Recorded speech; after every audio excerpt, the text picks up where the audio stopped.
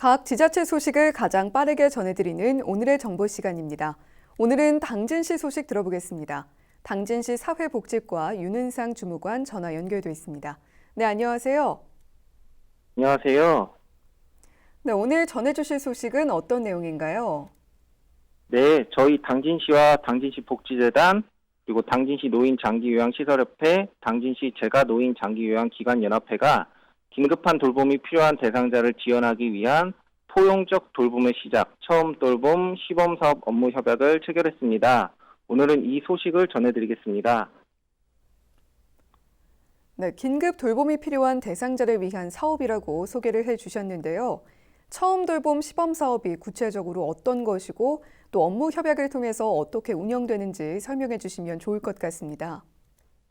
네, 이날 협약 사업의 주요 내용은 장기요양 등급 판정을 신청한 대상자가 등급 결정 전 긴급하게 돌봄이 필요한 경우 돌봄 서비스를 이용할 수 있도록 지원하는 것입니다. 당진시 복지재단에서 1,500만 원을 확보해 예산 소신 시까지 사업을 추진할 계획입니다. 당진시는 서비스 이용 대상자에 대해 지원 여부를 심사하고 당진시 복지재단에 지원 요청하게 되며 당진시 복지재단에서는 서비스를 제공한 기관에 비용을 지원하게 됩니다. 당진시 노인장기요양시설협회와 당진시 재가노인장기요양기관협회는 서비스 제공 기관에 대한 모니터링을 전담할 예정입니다. 네, 지역사회가 뜻을 모아 함께한다는 점이 의미를 갖는 것 같은데요. 이번 사업을 통해서 어떤 효과 기대해 볼 수 있을까요? 네, 1인 가구 및 맞벌이 등이 증가하여 돌봄 서비스의 사회적 책임이 대두되는 상황인데요. 중위소득 80% 이하 가구 중 장기요양 등급 신청은 현재 당진시에 주민등록되어 있는 분이 지원 대상이 됩니다.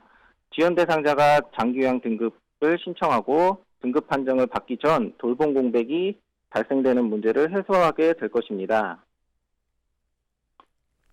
네, 이용을 원하는 분들은 어떻게 신청할 수 있는지도 궁금합니다.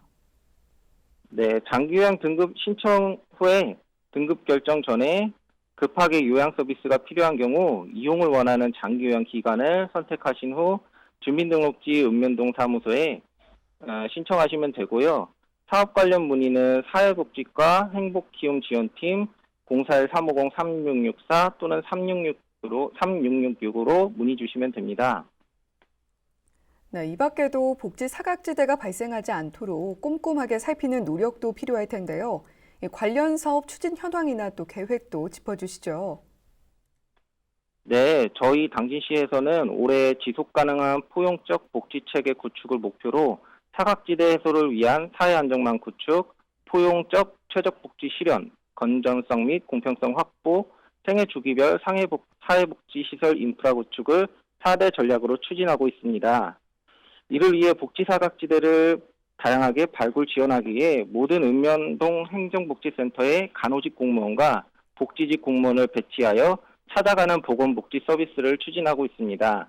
또 민간 영역에서는 읍면동 지역사회보장협의체를 통해 지역사회에서 가까운 이웃을 살펴보고 욕구에 따라 지원하기 위한 특화사업을 추진하고 있습니다. 최근 당진시 복지재단과 당진경찰서, 당진활악본부와 협약하여 취약계층 범죄 피해자를 지원하기 위한 구축 사업도 추진해서 어려운 이웃들이 보다 나은 삶을 누릴 수 있도록 지원하고 있습니다.